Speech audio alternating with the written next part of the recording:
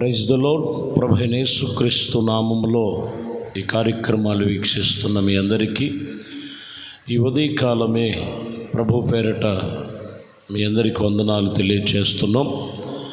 పరిశుద్ధ గ్రంథములో నుండి జపనీయ గ్రంథము 3వ అధ్యాయము 17వ వచనాన్ని మనం చదువుతున్నాం. నీ దేవుడైన యెహోవా నీ మధ్య ఉన్నాడు, ఆయన శక్తిమంతుడు, ఆయన మిమ్మల్ని రక్షించును, ఆయన బహు ఆనందముతో నీ యందు సంతోషించను. ఈ వాక్యములో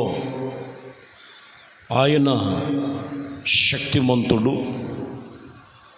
ఆయన మిమ్మల్ని రక్షించును, ఆయన బహు ఆనందముతో సంతోషించనని ఈ వాక్యములో దేవుడైన యెహోవా మన మధ్యలో ఉన్నాడు, ఆయన శక్తిమంతుడు. దేవుడు ప్రభువైన యేసుక్రీస్తు ఆయన సర్వశక్తిమంతుడై ఉన్నాడు. ప్రతి విషయంలో తన ప్రజలను ఆయన నియమించబడిన ప్రణాళిక చొప్పున దేవునితో నడిచేవారు, దేవునితో నిలిచేవారు, దేవునితో ఫలించేవారు. దేవుని సన్నిధిలో ఆ శక్తిని వారు చవి చూస్తారు. అందును బట్టి ఆయన వారిని చూసి రక్షించి, ఆయన వారిని చూసి బహు ఆనందముతో సంతోషించునని వాక్యం చెప్తున్నమాట. మనము ఆరాధించుకునే దేవుడు ఆయన శక్తిమంతుడై ఉన్నాడు. చూడండి, కీర్తనకారులు 147 కీర్తన 5వ వచనాన్ని చదువుతున్నాం. మన ప్రభువు గొప్పవాడు, ఆయన అధిక శక్తి గలవాడని, ఆయన జ్ఞానమునకు మితము లేదు. ఇక్కడ చూస్తే మనం ఆరాధించుకునే దేవుడు అధిక శక్తిమంతుడు, ఆయన జ్ఞానమునకు మితము లేదు. ఈరోజు మనము దేవుని వాక్యం వింటున్న ప్రతి ఒక్కరితో ఆయన శక్తిని చూడలేకపోతున్నారు. ఆయన జ్ఞానము అధికమైనటువంటి జ్ఞానం, దానికి మితము లేదు. ఏ విధముగా ప్రభుని నువ్వు తెలుసుకొని వెంబడిస్తున్నావు? ఇక్కడ కూడా మనం చూస్తే అధిక శక్తిమంతుడు. యోర్దాను నదిలో బాప్టిజం ఇస్తున్నారు, బాప్టిజం ఇచ్చే యోహాను. అక్కడున్న వారందరూ కూడా సద్దుకేయులు, పరిసయ్యులు, శాస్త్రులు వచ్చి కొందరు బాప్టిజము తీసుకొనొచ్చు ఉండగా మత్తయి సువార్తలో 3వ అధ్యాయము 11వ వచనములో మనం చదువుతున్నాం. మారు మనసు నిమిత్తము నేను నీళ్ళలో మీకు బాప్టిజం ఇచ్చుచున్నాను, అయితే నా వెనక వచ్చేవాడు నాకంటే శక్తిమంతుడు. నేనైతే నీళ్ళలో బాప్టిజం ఇస్తున్నాను, కానీ నా వెనక వచ్చేవాడు మహాశక్తిమంతుడైన సర్వశక్తిమంతుడు. జీవము కలిగిన దేవుని సన్నిధిలో ఆయన శక్తి సంపన్నతను నీవు చవి చూడాలని దేవుని వాక్యం చెప్తున్న విషయం. ఈ వాక్యములలో మనము దేవుడు మనతో నిబంధన చేసి ఆయన రీతిగా వాక్యము చేత మాట్లాడుతున్నారు. కాబట్టి ఆయన శక్తివంతుడై ఉన్నాడని, ఆయన శక్తిని మనం పొందుకునే వారమై ఉండాలని, ఆయన వాక్యమును చెప్పినటువంటి రీతిగా నీవు దేవుని సన్నిధిలో నీవు మనసును మార్చుకోవని, మారు మనసు పొంది ఆయన శక్తిని పొందుకోవాలనే దేవుని వాక్యం చెప్తున్నమాట. లూకాసు వార్తలో 24:19 ఉంటుంది. అక్కడ కూడా మనం చదివితే ఆయన దేవుని ఎదుట, ప్రజల ఎదుటను క్రియలలో కానీ వాక్యములోన కానీ శక్తి కలిగిన ప్రవర్త అయి ఉన్నాడు. చూసారా? ఆయన తన ప్రజల ఎదుట యేసుక్రీస్తులో క్రియలలో కానీ వాక్యములో కానీ శక్తి కలిగినటువంటి ప్రవర్త అయి ఉన్నాడని వాక్యం ఇక్కడ చెప్తున్నమాట. శక్తి కలిగిన దేవుడైన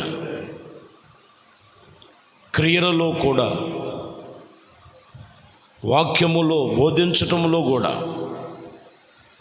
ఈరోజు దేవుని వాక్యం వింటున్న ప్రియమైన దేవుని బిడ్డలారా, వాక్యం చెబుతున్నటువంటి విషయంలో ఆయన వాక్యమును మనము గైకొని ఆ శక్తిని మనము పొందుకోవాలంటే నీ క్రియలు ఎలా ఉన్నాయి? వాక్యం వింటున్నారు కానీ క్రియలు మారట్లా.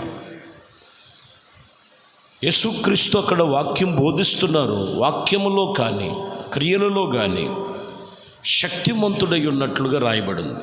మనము రోజు రోజుకి కూడా వాక్యాలు వింటూ, వాక్యాలు చదువుతూ, వాక్యం మీదే మనం ఆధారపడి క్రియలు సరిచేసుకుంటూ దేవుని వాక్యము చేత క్రీస్తు యొక్క శక్తిని పొందుకోవాలని దేవుని వాక్యం ఇక్కడ సూచిస్తున్నటువంటి సూచనలు. కీర్తనలో మనం గమనించినట్లయితే 36వ కీర్తన వాక్యం ఇక్కడ చెబుతున్నటువంటి విషయాలను మనం గమనించాలి. ఈ వాక్యములో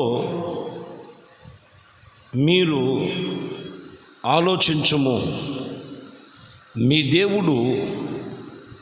దేవుడు శక్తిమంతుడు, ఘనతను వహించిన వాడై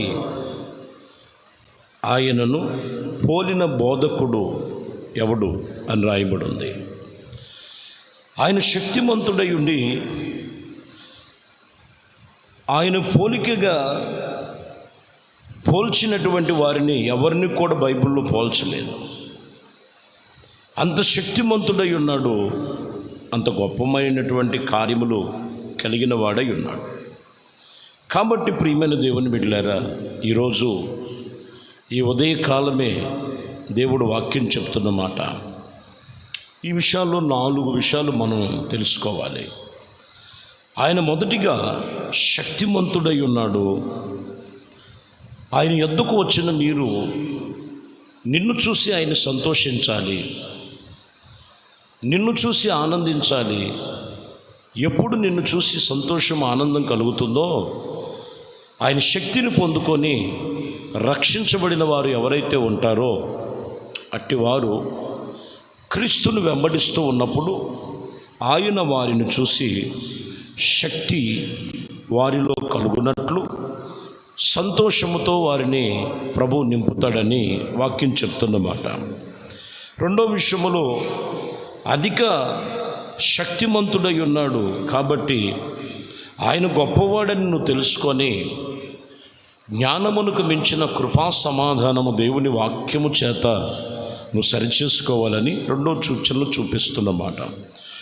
మూడోది, మారు మనసు పొందావు, ఏదో నీళ్ళలో బాప్టిజం పొందావు అయిపోయిందంటే కాదు. ఆ శక్తిమంతుడి యొక్క మహిమ అగ్ని చేత నింపబడినట్లుగా పరిశుద్ధాత్మ చేత మీలో ఆ పరిశుద్ధాత్మ చేత నింపబడాలని, పరిశుద్ధపరచబడిన జనాంగముగా ఉండాలని యోహాను గారు చెప్తున్నటువంటి సూచనలు. అప్పుడు ఆయన శక్తిని కనులారా చూస్తారు. మరొక విషయములు ఇక్కడ మనం చూస్తే ఆయన బోధించే బోధలో కానీ ఆయన క్రియలలో కానీ శక్తివంతుడై ఉన్నాడు. కాబట్టి మనము అన్ని విషయాలలో కూడా ఆయన శక్తిని పొందుకొని ఆయన మహిమ కలిగినటువంటి కృపలో స్థిరపరచబడాలని లేఖనాలు సెలవిస్తున్నటువంటి మాటలు. ఇంకనూ మనం గమనించినట్లయితే యోబు గ్రంథములో 36వ అధ్యాయం 22వ వచనంలో చూస్తే, ఆలోచించుము, దేవుడు శక్తిమంతుడు, ఘనతను వహించిన వాడై ఆయన పోలిన వారు, పోలిన బోధకుడు ఎవడున్నాడు అని రాయబడి ఉంది.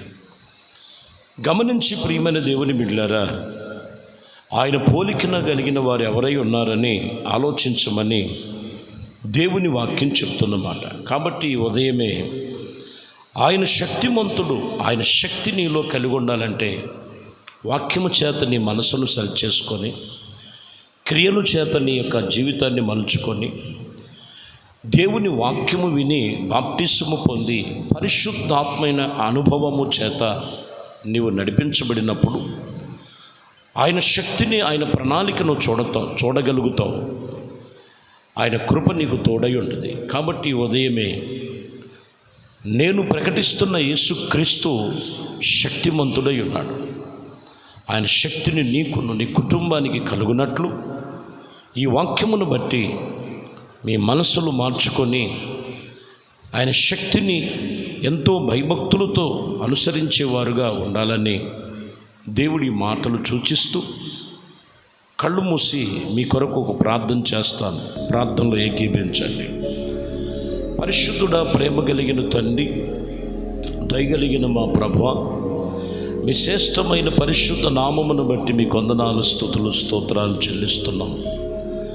ఈ వాక్యం విన్న మీ బిడలను మీ శక్తితో నింపండి. మీరు శక్తి కలిగిన దేవుడు అని ఈరోజు మీ వాక్యము చేత మాతో మాట్లాడుతున్నారు.